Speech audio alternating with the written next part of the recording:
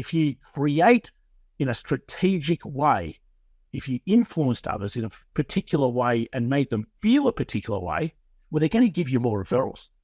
Clients are going to stay with you longer. But most of the time, businesses come from this logical survival brain when trying to map out, well, how do I do that? And that's why it falls flat on its face, because it's more process transactional driven rather than, as I call, sort of this heartfelt magical driven.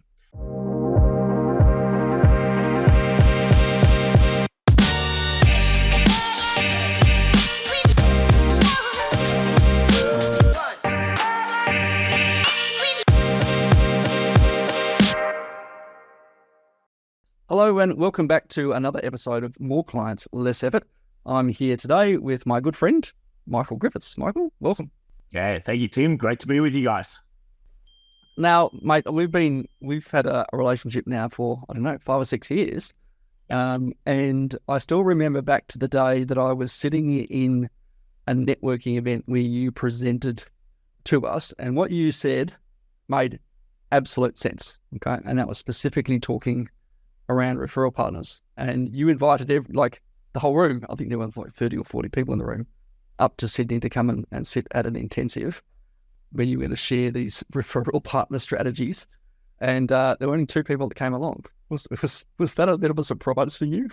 Honestly, no, because I think more and more people would love this magic pill without having to do anything for the magic pill.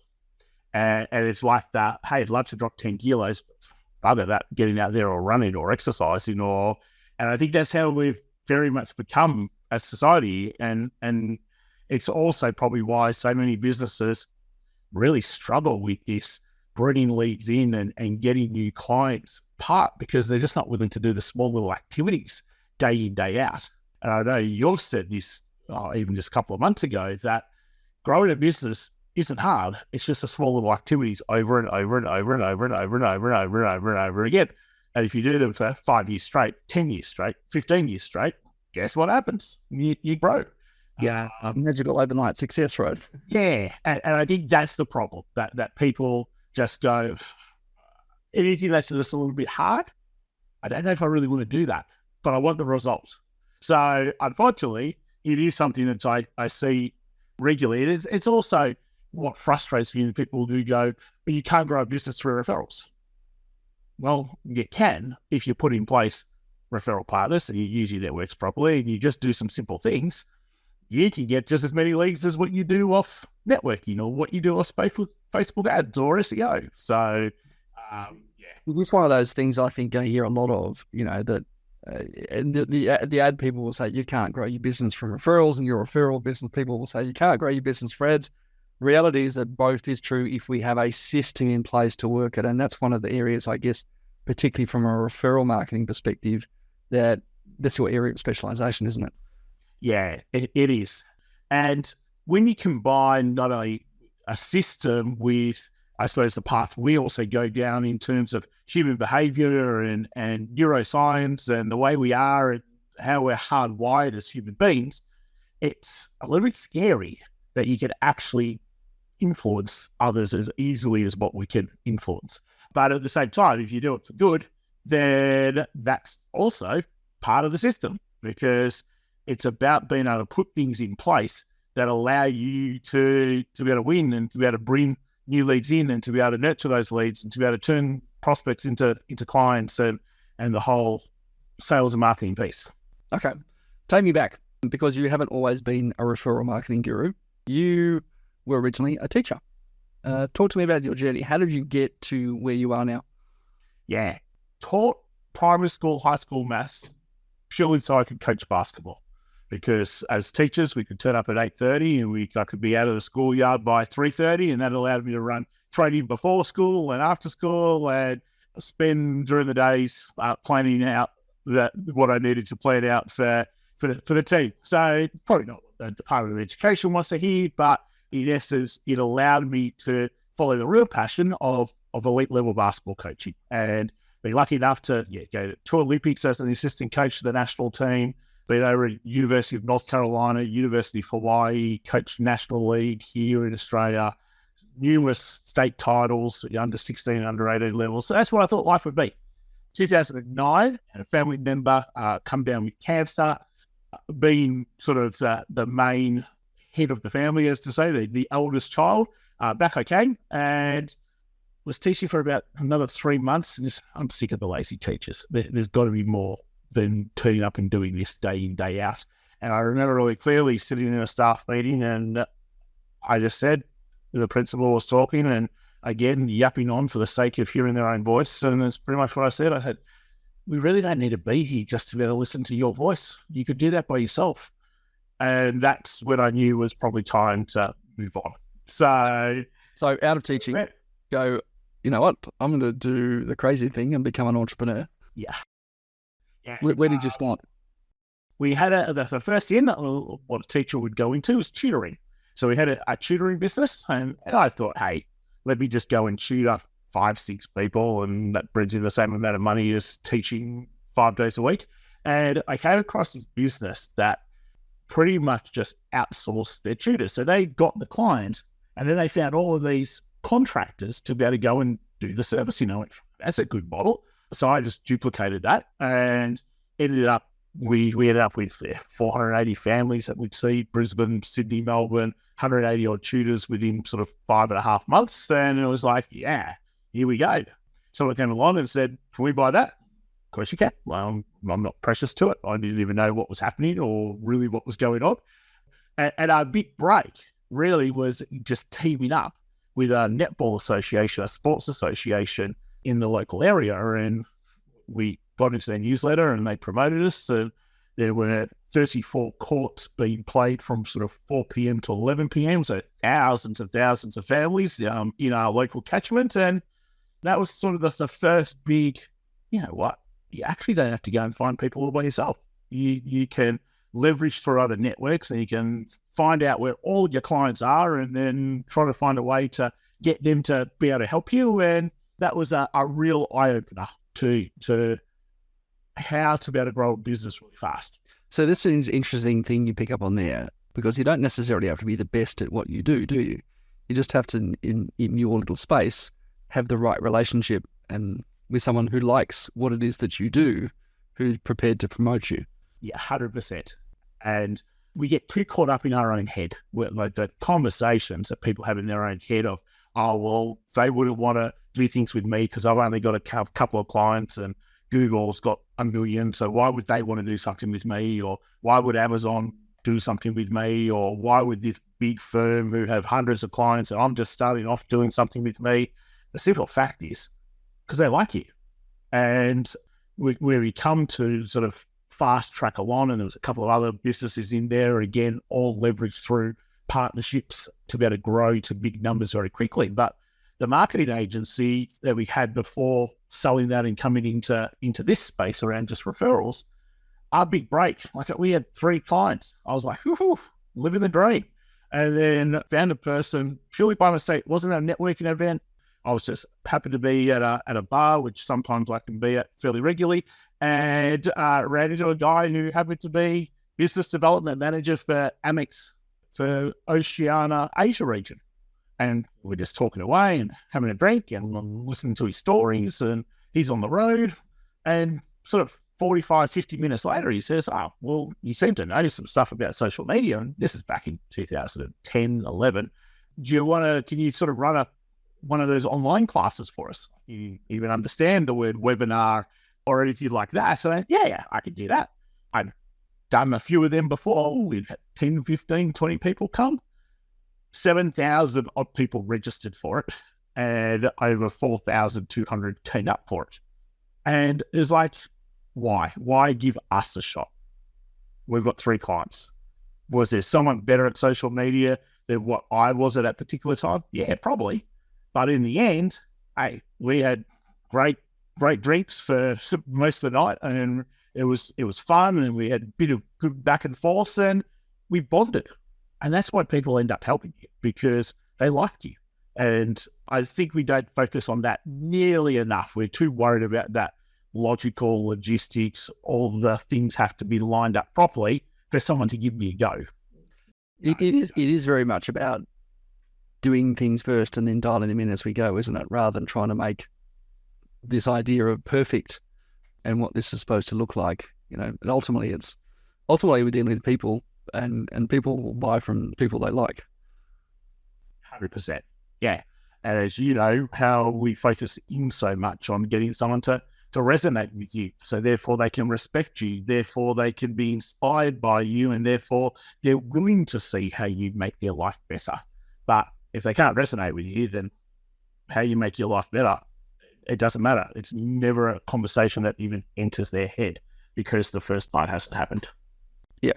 Yep. Okay. So let's roll forward. We're now doing this full time. We've built and sold a number of businesses off the back of this idea of partnerships. Probably more so than anyone I know. You're very action driven, and let's just get something up and make it work, and then we'll dial it in as we go. We're now running the Partnership Club. Tell me a bit about Partnership Club and what's the idea behind that? Yeah. And it's evolved a lot, as you've seen, over even just the last couple of years. Because at the very beginning, it was always, well, if you did 1, 2, 3, 4, then you'd get this result. And I just knew what the 1, 2, 3, 4 was. But I didn't understand really why. Why did you get that result? Like, it just, because Michael said, there had to be something else. So we started diving into probably about 2017, more neuroscience, more brain chemicals, more around the hard wiring. And where we're really at the moment is we've got this two parts to the two main parts of the brain. The cortex brain, logical, rational, understand language. I just call it the boring part of the brain. Some call it left brain, others left brain, right brain. Some call it red brain, green brain. In essence, it's the cortex brain, which is the logical survival brain. It's the brain you have to be able to survive day in, day out. Okay, we don't have saber-toothed tigers. We're not cavemen anymore. But in essence, that's the brain that was given to us back then. The limbic brain, the right brain, the green brain, is the feeling brain. It doesn't understand any words that I'm saying right now, but it understands the feeling to it. So whatever words you're listening to, that's the cortex making sense of the words. It's the tonality, it's the passion, it's the whatever feeling you're getting right now. That's the limbic brain creating that.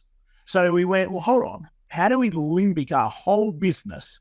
Because if you create in a strategic way, if you influenced others in a particular way and made them feel a particular way, well, they're going to give you more referrals. Clients are going to stay with you longer. In fact, turning clients into raving fans isn't all that hard. But most of the time, businesses come from this logical survival brain when trying to map out, well, how do I do that? And that's why it falls flat on its face, because it's more process transactional driven rather than, as I call, sort of this heartfelt magical driven. So it's very much around being able to implement those sorts of things so that we really increase the growth of the business through referrals, through client retention, through creating these walking ambassadors. Yeah. I think that's really interesting, the importance of actually creating an emotive state in our customers at each point of our customer journey, not just at a point in time, or not just, here are some words, buy from me because the button's red. And it really is a combination of right message, right time, right emotion, right, in order to get our customer to take that next logical and deliberate step in a customer journey. And as much as we architect what that end-to-end life cycle actually looks like, we have different emotions at each stage of that journey, don't we? When someone hands over their credit card to buy from you, they've got a very, very different emotion, an emotional state, than when they refer you or when they first discover you. Yeah, 100%.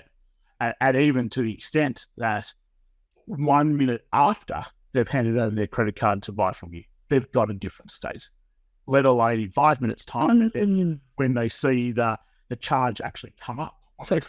By doing the right thing. So we talk about these throughout a day in your business. You've got all of these moments, and rather than just seeing your business as this whole business or seen as a day as a whole day, it's like, how about we see our business as all these individual moments, and then you go, how do I make that moment more magical? Or how do I evoke brain chemicals in that moment? And I think when we can get to like that level, that's going to evolve the business like nothing else. Yeah. Yeah. And it's a part which I've always loved in terms of what you talk about and what you do. It's like, yeah, okay, let's use automation, but you've still got to be human in the automation, and you've still got to be able to nurture through the automation. The automation just happens to save you a bit of time. It's not the excuse for being lazy and being unemotive. Yeah, we definitely the goal of any automation project is not to appear robotic and impersonal, because that actually defeats the purpose of scale, doesn't it? Right? Automation and systemization is really about how do we leverage what actually works in creating these brain chemicals and evoking these brain chemicals. And if we're not doing that, we're actually just sort of almost hastening our demise in some ways, aren't we? 100%. Yeah. Okay. Let's talk specifically, automations and systems inside Partnership Club and Referral Marketing Guru now. What's one that for you really works in attracting, converting, keeping more clients? What's a system that you've got in place that really works in driving that? And I know you've got your partner whiteboard, so if you want to touch on that one, that'd be great. But what's something that really stands out for you that gives you a ton of time, organization, and I guess control over where the business is going? Yeah. Okay. Well, let's go down that, because that's certainly the cornerstone and where we first started about creating referral partners. So let's go, what's the problem? Well, the problem for most people is they throw mud at the wall. They hope that it sticks in terms of getting referrals. There's no system in place. There's no, well, let's follow this process. It's like, I hope clients might refer me, or I hope someone remembers me, or I hope, and there's an awful lot of hoping. And that's why most people might get 1-2 referrals a month, let alone a year, because they don't actually put in place that system to be able to get referrals all the time. So the partner whiteboard that you've sort of talked about there is creating these referral partners, because where do referrals come from? They can either come from your clients, but if you don't have many clients, then you're not going to get many referrals, or they can come from your wider networks, or they can come from what we call referral partners, referral sources. And a referral source is just someone who sells to the same sorts of people you sell to, and you don't compete with each other. So in the end, we do things around referrals and marketing. Well, a salesperson would have the same sort of clientele that we have. They do sales, we do referrals. We could pass each other business. That's a referral partner. That's a referral source. So it's about being able to build up a number of those. And again, most people go, oh yeah, I've got 1 or 2 of those. No, that's not going to get you 20 referrals a month. So to get 20 referrals a month, let's have 20 referral partners. And then if they just pass you 1 referral each, you've got 20 referrals a month. And we all know that referrals, in essence, close higher than where else you're getting leads from. So that could bring you in 12, 14 new clients every single month. Now, if some people are listening to that and go, oh, that's way too much, I can't handle that. That's okay. Have 10 referral sources. Other people are going, oh, 20, I need more than that. Good. Have more than 20 referral sources. Like, it doesn't matter. You have as many as what you need, depending on what the outcome is that you want to get to within your business. So our referral sources, and this is, again, where I think most people go, oh, yeah, I get that as a concept. I've got a couple of referral sources. And then you go, okay, great. So what happens? What do you do with them? Yeah, I think this is the key here. It's like, and anyone who's been to a networking event has gone, oh, we should partner up. And we had this conversation about, we should refer each other. And then you sort of go in your direction and they go in their direction. And 6 months later, you're going, what was that guy's name again? Well, I can't remember that girl.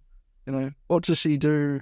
And it's just because that system isn't being worked. I mean, it'd be like spending money on Google ads and then never actually seeing whether they're delivering traffic to you or not, or optimizing them on turning off keywords and turning on keywords. Well, it's the same thing with our referral system. Correct. If we're not optimizing and using it properly, it doesn't deliver us results, does it? Yeah, 100%. So as you alluded to, most people go, oh yeah, let's do referral partners. It sounds great. And then they sit down and they twiddle their thumb, hoping that someone's going to fall on their lap that they can be referred to. Doesn't happen. So that's where we go, hey, firstly, you've got to identify who are the sorts of referral partners you want. Then you've got to ask people, hey, I'm building up a referral team. Do you think we could pass each other referrals? Shall we have a chat about that? And then it's either a yes or a no. The yeses, now we're going to have a conversation with those people to see if there's a fit, to see if you get along, to see if you actually want to help each other or not. And then we come into the action plan. And that's where the key is, where every week or every fortnight, bi-weekly for our US friends, or every month, you get together to create a way to help each other. And when you start doing that, now it's like you've got all of these little army of salespeople for you out there promoting your business, sharing your business, opening doors for you. And all of a sudden, now your pipeline starts getting filled with qualified people who are interested in what you've got to do. And to me, it's the easiest way. It's free, and 10 minutes, 15 minutes, little conversation once a month with these people. And that's all it takes. So the system works because, I think, as you alluded to this at the start, and something I'm big on, it's about actions. If you're not going to take action to do things, you're going to sit there and twiddle your thumbs, well, you're going to get the result you deserve, nothing. But if you create these referral partners, and then start with every month, get together with them and go, okay, what's something I can do to help you and fill your pipeline? And then they ask the same question back to you, and then go and do it. And then come back together again for the next month. And imagine if you did that with 20 people. Like you can just, the opportunities. Well, that's your 4-hour, 24-minute, 10-minute conversations once a week is a 4-hour work week. Thank you, Tim Ferriss. Yeah, look, I think you're absolutely right. All right, it's typically around taking that action. So let's quickly recap those. Right, it's identifying people who have your clients but don't compete with you, and you probably want to hang out with them. I would add that on as well. Asking whether they're open to looking for opportunities to grow each other's business. Right, educating those people on what you do. Right, creating an action plan. I think the last one's probably staying top of mind. Right, it's part of this. Do this regularly, because if you don't do it regularly, that channel is not going to work for you. And when you build that system out, it's a very repeatable system, isn't it? You could hand that system off to your VA to go and identify partners for you. You could build, an account manager or sales leader in your business who has those 10-minute conversations with your key partners, and that becomes that repeatable system that actually adds value to your business. 100%. Yeah. Michael, we're going to finish up with a little quick fire round just to take us out today. Just 5 quick questions. Let's go with, if you could be remembered for one thing, what would it be? Helping change the lives of children, disadvantaged children, and helping them get an education. Love it. That's awesome. It's good to have a purpose and underpinning what you do, isn't it? What's the most important lesson you've learned over your career so far? I'll send you some ones for you. Anyways. One that comes to mind. I think it's, don't react. Take a breath. Take a step back. Nothing's ever as bad as what it first seems. And when you take a breath and you take a step back and you can actually allow the emotion to leave, you tend to respond in a better way. Yeah, I would wholeheartedly agree with that one.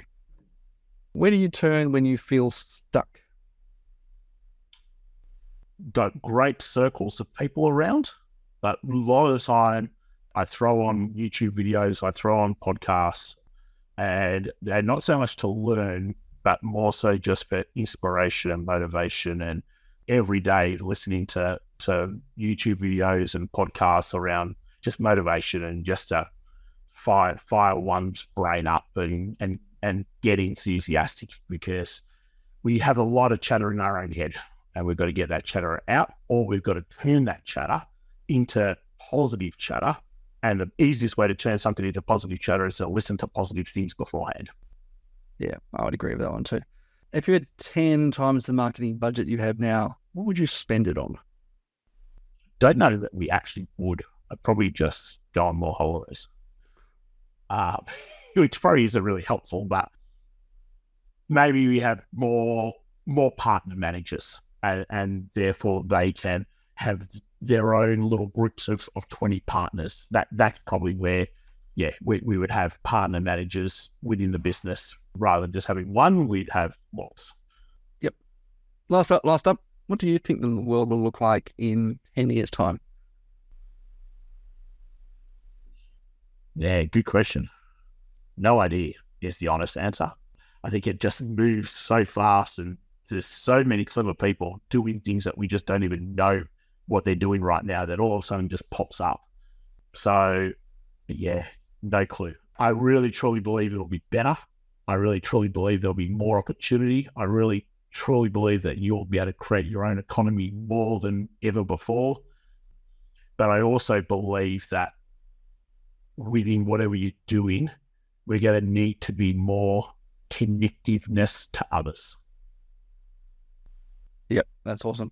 Michael, really appreciate you joining us for today. Just to take us out, where can we find out more about you and get involved in the things that you're doing? Yeah, best place is just michaelgriffiths.com.au, and you can go anywhere you want from there. So michaelgriffiths.com.au. Fantastic. World is your oyster. Just head over to Michael Griffiths and he will show it all to you as you are ready to unpack it. Michael, thank you so much for joining us. Really appreciate your insight and advice and friendship over all these years. Looking forward to working with you more in the future. And guys, hope you found today's episode really insightful and interesting. Different take on marketing than maybe you've been thinking about, but definitely one that stood my business, in good stead over the last 24 odd years that I've been doing my thing. And looking forward to seeing what it does for you. Again, Michael, thanks for joining us. And listeners, thank you for joining us today for another episode of More Clients, Less Effort.